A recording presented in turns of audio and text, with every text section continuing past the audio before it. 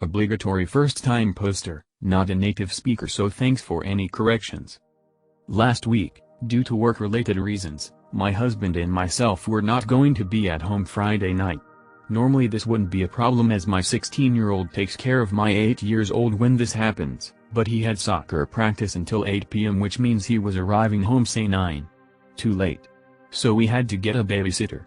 Luckily for me, the school has a list of teens that are available for odd jobs and we could get one of there. Because we live a little bit far away and whoever came likely needed to stay the night, I decided no girls for obvious reasons. I know, sex should not be a taboo, but teenage hormones are teenage hormones, and modesty aside, my genes are good.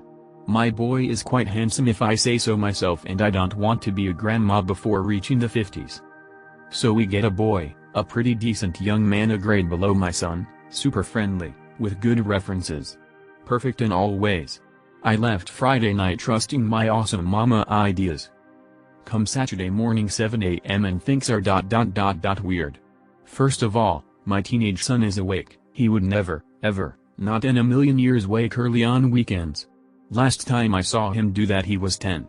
And both guys were ... I don't know how to explain it, but you could feel it. They looked uncomfortable when talking to each other during breakfast but at the same time wanted to talk. And on hindsight I can swear they were blushing like crazy. I didn't think too much of it until recently when I casually heard my son talking on the phone and he mentioned this kid's name, not at all common in our area. I also realized that this week he has been talking a lot in the phone. Normally he would just text. I know, it's all very vague, but while I never had the vibe my son could be gay is not entirely impossible.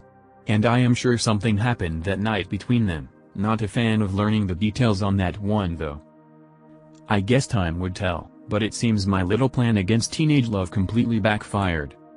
And #X200B. TL, Doctor, I hired a male nanny for my little child instead of a girl because I wanted to prevent teenagers doing the snoo under my roof, but it seems I just played matchmaker for my son and his new partner. This actually did happen today. About an hour ago. So my girlfriend has long brown hair and I've gotten used to finding them everywhere. In the shower, in the sink, in my bed, in my truck, in my ass crack, etc. Well, this morning I was heading out to grab some breakfast and I'm wearing my lazy shorts and no undies, and as I'm walking out the door I feel something feeling like a caught hair in my nether region. No biggie, happens all the time, just reach in and pull it out. Well, the stars aligned in a pretty malicious way and this hair was I guess wrapped in a figure 8 around both my frank and beans, crossing over in the area between. When I pulled, this abnormally resilient hair squeezed my balls a bit, which hurt but was nothing compared to what the intersection on the bottom of the base of my dick did.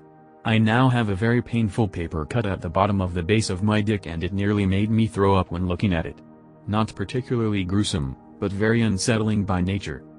TL, Doctor. I carelessly pulled one of my girlfriend's hairs out of my crotch and cut the underside of my dick.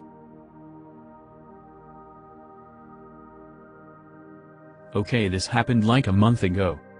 A local financial institution created an app for their bank, which is groundbreaking since our country is pretty backwards technology-wise. So I opened an account on the app. After a month I didn't like the services so I wanted to close my account. The app said I had to head down there to take that kind of decision backwards country, remember? So I went to their center, I explained everything to the gorgeous woman at the desk. I felt like Chandler in that episode of Friends. Then she asked for my password to finalize the operation, and then it hit me. The password that I had chosen was ByDick69, and I had to say it out loud in front of her. That was the longest minute of my life. I wished the earth would just open up and swallow me. TLDR, created a bank account online and chose a juvenile password, went to close the account and had to say the password out loud to the bank lady. Years ago I was a late bloomer when it came to the most common puberty hobby. Something about it just felt awkward so I didn't do it despite unusually easy access to porn for a 14-year-old. Turns out no nut puberty has consequences. One day at the end of football practice I started having intense abdominal and groin pain. The pain was so intense I could barely walk. I'm from a small, rural area that was pretty much has a deal with it, shake off the pain attitude, so I just dealt with the pain for about a week. At the time I lived with my brother 24 and his then wife, since my mom was a truck driver. My soul definitely noticed something was wrong, but I refused to acknowledge it and didn't tell her the full extent because I didn't want to admit to being weak or talk to a girl about my tenders. My will finally broke when my mom was home for the weekend. She suggested it could be a hernia, which freaked me out even more and led to me claiming I can just deal with it for the last 3 weeks of football. That didn't fly, so mom, bro, and I head to the ER. In our small town ER, one of the doctors was a Vietnam immigrant who is a fantastic doctor, but his broken English sometimes made communicating difficult. He tells me to drop my shorts as I look on in horror that my mom and bro were gonna see my whiner. After poking and prodding for a few minutes, he leaves the room for what felt like an eternity. He comes back and starts trying to explain that I was suffering from a growing pain of puberty where my testes were overproducing semen, causing a backup. There was a lot of awkwardness as we sat there trying to fully grasp what the doctor was struggling to communicate, which was I needed to find a way to release the excess semen. Doc has them give me a pain shot and prescription that should help. While we're waiting on the pharmacist to arrive after hours, I broke the silence in the truck by asking, did the doctor just say I need to jack off? Went to school the next day to tell my friends and coaches that I had a doctor's note to jerk it. TL, doctor didn't masturbate at the start of puberty, experienced severe abdominal pain, went to the doctor to be told I need to masturbate regularly. This happened yesterday. I'm a manager at a plant nursery and we have a sign in the front of our parking that you change the letters on, and we change what's on it probably once every other week or so. Now usually we put something up on there that's somewhat edgy and funny, like we're so excited for spring we wet our plants and the owner thinks it's funny.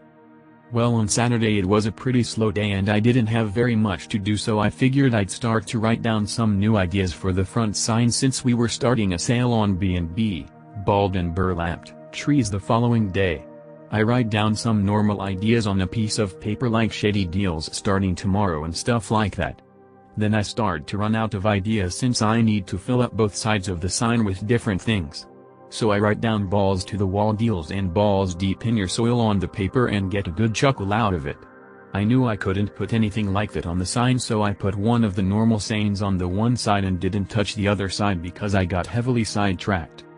Now when I was writing down the other ideas, I thought I left them on my desk and figured that the people that worked on Sunday would change the other side with something similar to what I put up. That was not the case. I come back into work on Tuesday and didn't even see the sign since I used the back employee entrance and go on about my morning normally.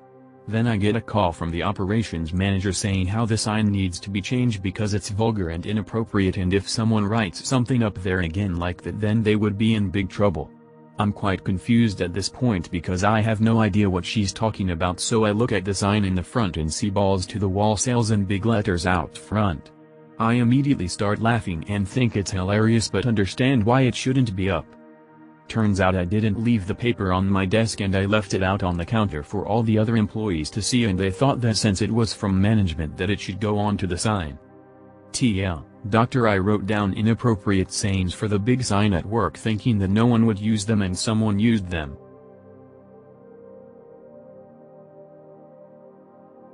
My wife and I are both 47, and we've been married for 23 years.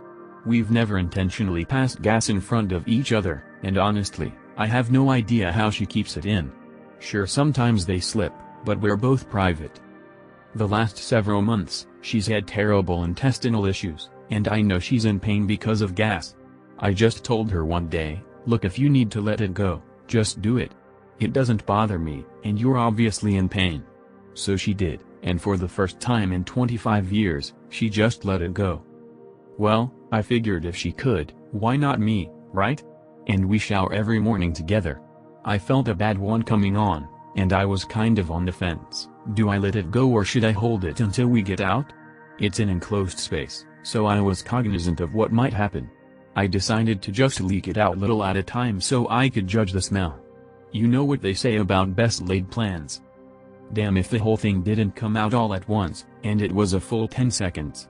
Nothing in the sphincter reacted to chop it off, and I was helpless. Before I knew it, it was over, And I just did what I thought was best, acted like nothing had happened. What I didn't see was this ass cloud acted like a thermocline and drifted lowly below my own nose level. I was wonderfully clueless as the shitstorm drifted to the front of the shower where my beautiful wife stood peacefully rinsing her hair, until she bent over to grab the conditioner. When her head entered the cloud, her entire body shuddered, and I heard what sounded like a gagging sound. I heard her screech, "OMG op, did you FT? I think I'm going to throw up." She said this with the worst gurgling I ever heard her mutter. Sheepishly, I answered that I had, but mistakenly I suggested that it couldn't be that bad. Thus far, I hadn't even smelled it. She starts reeling side to side looking for clear air, all the while she switches between saying that she's going to throw up and actually hurling. I did the most responsible thing I could, and in my mind, I thought, if I step out it might pull the magnetic shit smell with me as if it might be somehow be hanging onto my ass hair, so I jumped out. There I stood outside the shower looking toward my wife whose perfectly gorgeous face is now poked outside the shower, eyes slammed shut, gasping for air and saying how bad the gas was, that she's going to throw up.